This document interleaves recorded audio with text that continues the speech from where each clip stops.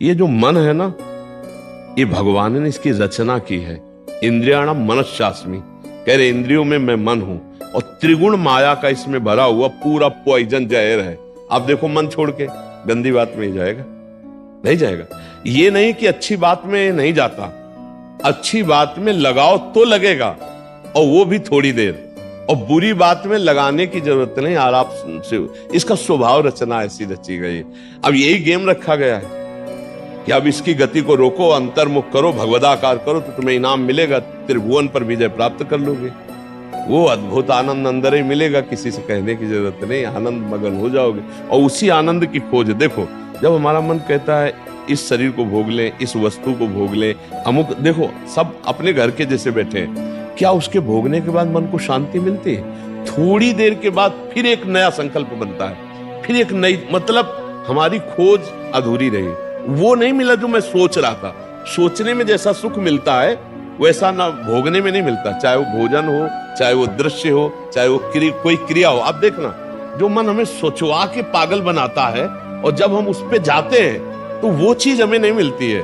तब लगता है कि वो यहाँ नहीं, शायद यहाँ हो, यहाँ नहीं, शायद यहाँ हो। ऐसे भटकते पूरा जीवन व्यतीत हो जाता है। बुद्धिमान वो है जो 2-4 कदम में ही लौट आवे कि गलत दिशा में जा रहे हैं, पर हम पूरा जीवन चलते रहते हैं, लौटने की बात ही नहीं आती। और यहाँ तक कि शरीर वृद्ध हो जाता है, इंद्रियां काम नहीं करती, पर मन वैसे ही सलाह करता रहता है। फिर भी नहीं सोच पाता कि चलो अब हुआ पूरा जीवन की शाम, अब तो राधा राधा जब कर अपना काम बना ले। लेकिन नहीं, बूढ़ा है फिर भी शराब पीता है, बूढ़ा है फिर भी गंदी बातें देखता है, बूढ़ा है फिर भी गंदी चेष्टाएं करता है, बूढ़ा है फिर भी नहीं सोच रहा कि मुझे मरना है और भगवत प्राप्ति का अब की उपाय कर लूं, इतना जीवन रह गया। ये क्या है? ये मन का केवल खेल है। वो अपने मन के गेम में फंस गया, निकल नहीं पा रहा है। अच्छा, इसमें ये हो कि चलो मन सुखी रहेगा तो भी नहीं, आप जितना गलत करते जाओगे उतना वो नकारात्मक सोचे पैदा करता चला जाएगा, और उसका परिणाम यह आएगा कि आपको डिप्रेशन में पहुंचा देगा। मतलब किसी भी तरह से ये चैन नहीं लेने देगा। तो इसको लाना तो भगवान के शरण में पड़ेगा, तभी शांति मिलेगी, तभी सुख। बहुत गंदा, बहुत गंदा, बहुत नीच है, और ये बहुत उत्तम है।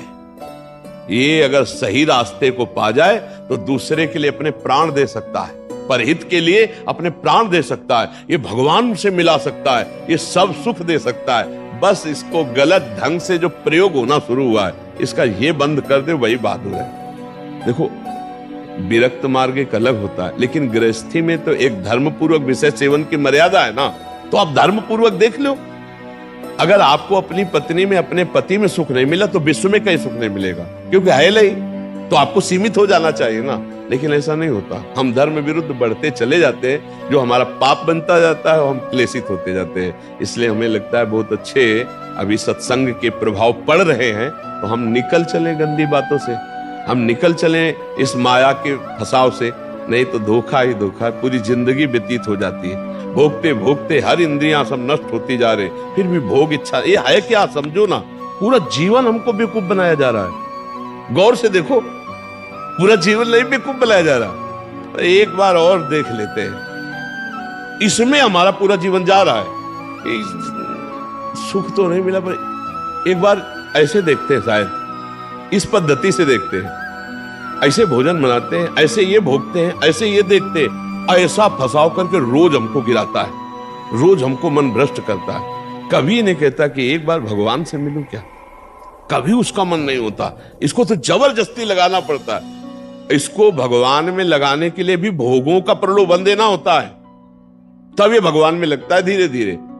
ये भोगी मन भगवान में भी लगने के लिए तैयार, तो भोग के लिए देखो, भगवान को मना लोगे ना तो बढ़िया व्यवस्था बन जाएगी, चक जो चाहोगे सब हो जाएगा, जो चाहेंगे भगवान दे दे। बहुत मन बेवकूफ बनाता है, इसलिए हमें लगता है मन की बेवकूफी से बचना चाहिए।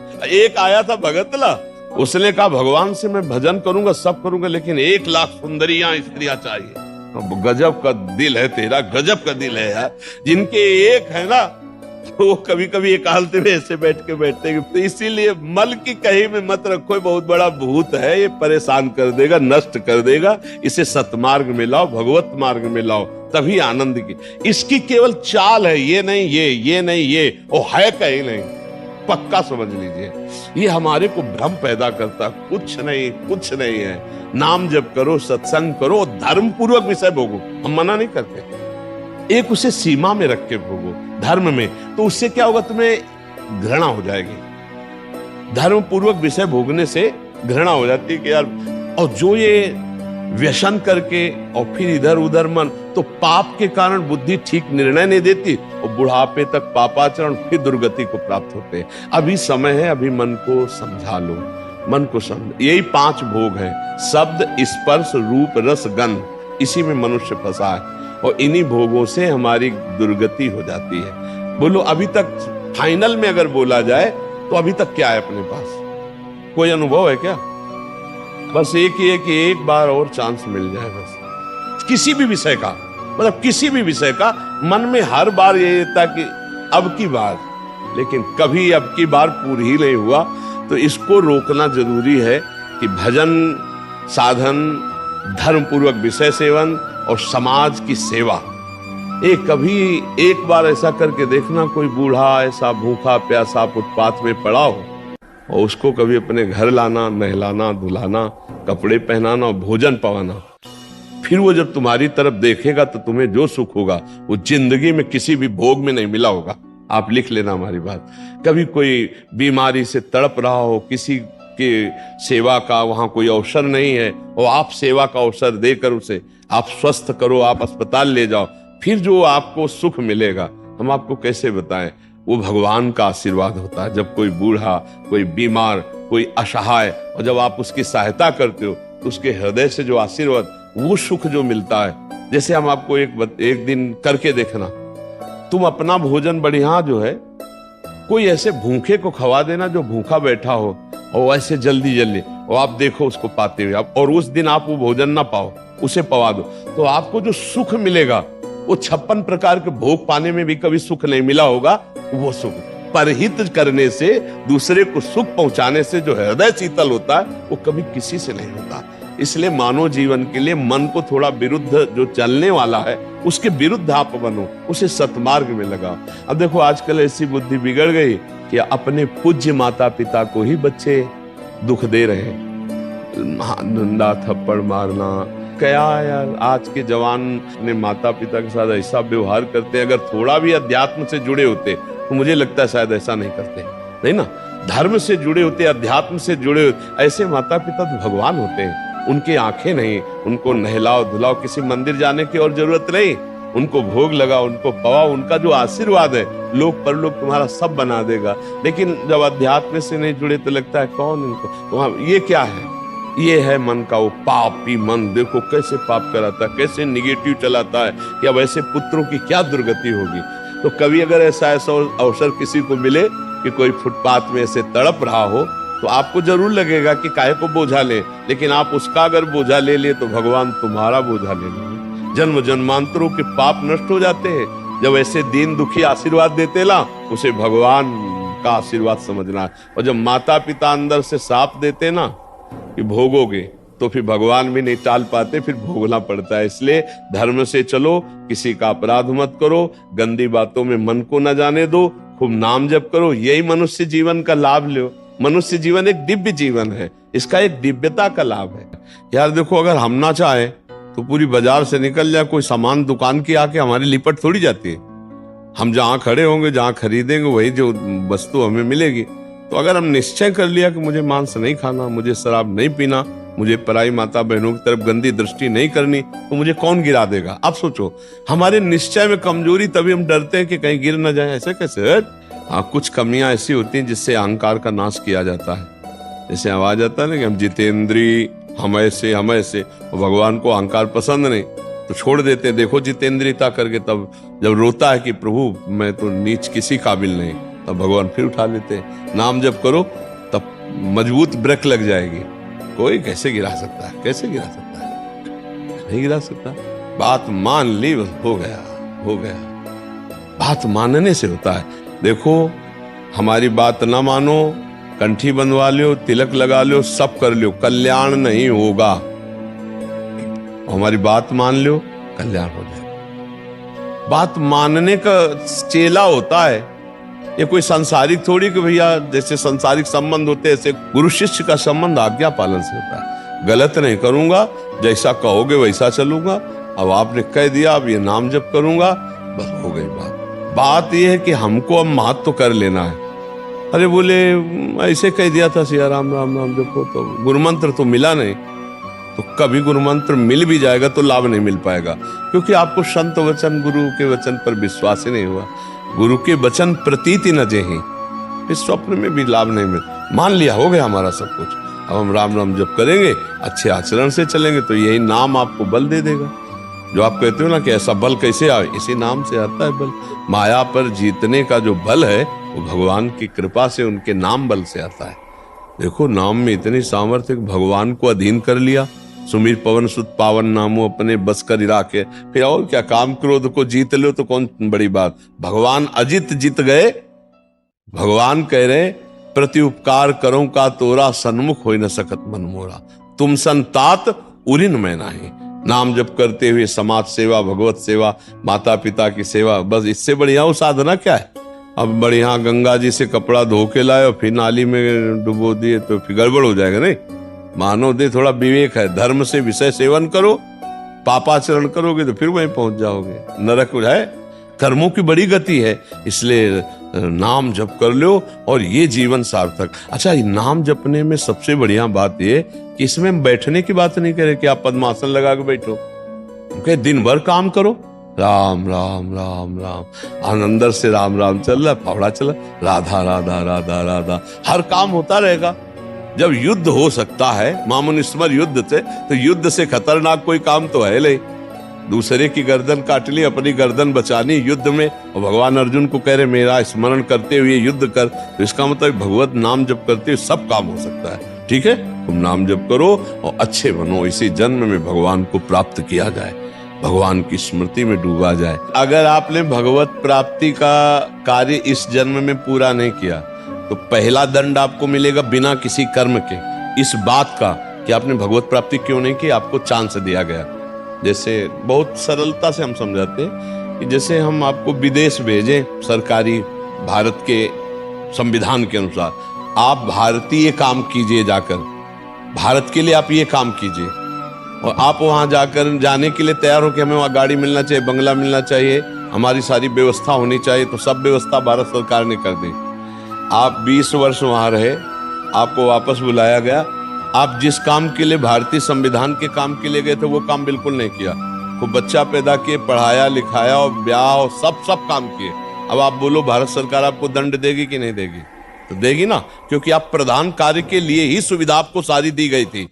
तो मानव देह केवल संस्कृति मांझ बरियाई के पायो, जो मानुष देह वृथा कत डारत। संस्कृति के चक्र को रोककर भगवान ने कबहू करी करुणा नर देहि, देत ईश बिनु हेतु सनेहि। बिना किसी कर्म के अहेतु की कृपा करके आपको मानव दे दी कि जाओ नर्तन कर फल विषय न भाई, भजी राम सब काम बिहाई। साधन धाम मोक्ष कर द्वारा, पाई न जे परलोक संभारा। सो परत दुख पावई, सिर धुनि धुनि पछताए। काले कर्मय ईश्वर मिथ्या दोष लगाए। तो भाई का हमारा भाग्य नहीं था, हमारा भाग्य से भजन नहीं होता, भजन से भाग्य बनाएंगे हम। भजन से हम पूर्व कर्मों को मिटाएंगे, भजन से हम भगवत प्राप्ति करेंगे। जो न तरय भव सागर, असमाज नर पाए। स्वति निंदक मंदमति, आत्महनन गति जाए। वो आत्महत्यारे की गति को प्राप्त होता है केवल इस बात के लिए कि तुम्हें मनुष्य शरीर मिला, सारी सुविधाएं दी गई, लेकिन तुमने अपना काम नहीं बनाया। 83,99,999 योनियों में कोई एक भी ऐसी योनि नहीं जिससे हम भगवत प्राप्ति कर सकते। केवल ये मानव देह थी, और उसको तुमने विषय सेवन में, प्रपंच में नष्ट किया। तुम विशेष दंड के पात्र हो। कृपा हुई और तुमने उस कृपा को ठुकराया। अब भोगो अन्य योनियों में। अब पता नहीं फिर किस कल्प में भगवान की कृपा होगी और मुझे मनुष्य शरीर में। इसलिए मुझे इस जन्म में भगवत प्राप्ति करनी ही करनी है, इस पे हमें छूट नहीं रखनी। अब भगवत प्राप्ति किसे कहते हैं समझना तो पड़ेगा ना, कि भगवत प्राप्ति किसे कहते हैं। मोक्ष को तो समझे, तो मोक्ष ऐसे थोड़ी होता, उसके लिए साधना बहुत कठिन साधना है। स्थूल सूक्ष्म कारण तीनों शरीरों का राग त्याग करके स्मृति उसकी, इसकी स्मृति का भी त्याग हो जाए, तब वो अपने स्वरूप में स्थित होता है। बड़ा कठिन। ज्ञान के पंथ कृपान के धारा, और परत खगेश लगे निवारा। अब इसको सहज भाव में ले लो। जिसकी अखंड स्मृति भगवान की होती है वही मुक्त पुरुष है और वही भगवत प्राप्त पुरुष है। हर समय तुम्हारी याद में भगवान का नाम चलता रहे। राम कृष्ण हरि जो नाम प्रियो, अपने तुम वृंदावनवासी राधा राधा रटते। हर समय नाम चिंतन करते रहो। तुम मोक्ष चाहोगे तो मोक्ष मिल जाएगा, भगवत प्राप्ति चाहोगे तो भगवत प्राप्ति हो जाएगी। भगवत प्राप्ति का मतलब होता है भगवान को जिस भाव से, स्वामी भाव, सखा भाव, जिस भाव से वो प्राप्त हो जाए। और अच्छा इसमें है कि गिरने का भय नहीं। हम राधा राधा जपते हुए किसानी कर रहे हैं, राधा राधा जपते करते नौकरी कर रहे हैं, राधा राधा जपते हुए संसार के सब कार्य कर रहे हैं, तो हमको संसार के कार्य भी हो जाएंगे और भगवत प्राप्ति भी हो जाएगी। अच्छा मिथ्या भाव हमारे यहाँ लगाना नहीं, भगवत भाव लगाना है। सब में भगवान है, तो हम जिससे मिलते हैं उनके हृदय में भगवान है, हम ऐसे बर्ताव करते हैं। चाहे पुत्र हो चाहे पत्नी हो, नाथ सकल संपदा तुम्हारी, मैं सेवक समेत सुतनारी। बहुत सरलता से निपट गए संसार से, बहुत सरलता।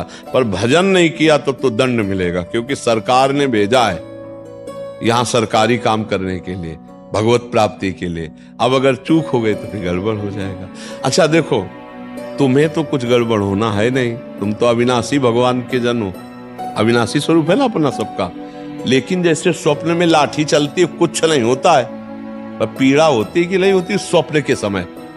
स्वप्न के समय अगर लाठी चलावे तो वैसे लगती है, नहीं स्वप्न में अगर हम डूब रहे हैं तो वैसे डूब रहे। स्वप्न में अगर पिटाई शुरू है या कोई गला काटने जा रहा तो वैसे भय लग रहा है, और है कुछ नहीं, तो दंड तो भोगना पड़ेगा ना। ऐसे ही जागृत में है, ऐसे ही नरक आदि में है। अविनाशी आत्मा को कोई कष्ट थोड़ी होता है, पर जब तक ये बोध नहीं होगा तब तक तो भोगना ही पड़ता है ना। देखो स्थूल देह सैया में पड़ी होती है, और स्वप्न में हम देख रहे हैं कि हम समुद्र में डूब रहे हैं। अब वो ऐसे ही कष्ट हो रहा है, समुद्र भी दिखाई दे रहा है, डूब भी रहे, और जो डूबने वाला शरीर है वो तत्कालिक स्वप्न में बना हुआ है, क्योंकि शरीर जो स्थूल शरीर वो तो सैया में सो रहा है। अब बताओ उसको कैसे बचाया जाए। जो स्वप्न में समुद्र में डूब रहा है, अब आप उपाय बताओ उसको कैसे बचाया जाए। एक उपाय है कि उसको जगा दो, चाहे जितनी नौका लगा दो, चाहे मंत्रवेत्ता लगा दो, चाहे तैराक लगा दो, उसको आप बचा नहीं सकते। उसके बचाने का उपाय है जगा दो। ऐसे ही हम सब मोह निशा सब शोवनिहारा,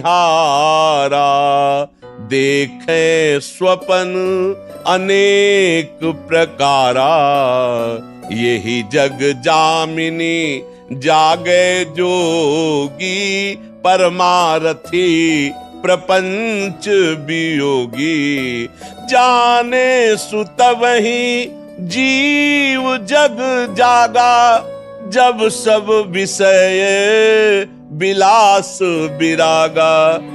बोले मोह निद्रा में सब सो रहे, ये पत्नी है, लड़का है, बच्चा है, रुपया है, पैसा, ये कर लिया, ये कर लूंगा, ये कमा लिया, ये कमा लूंगा, ये जमा कर लिया, ये जमा कर लूंगा, और सोचते सोचते मर गए, कुछ नहीं कर पाए जो करने आए थे।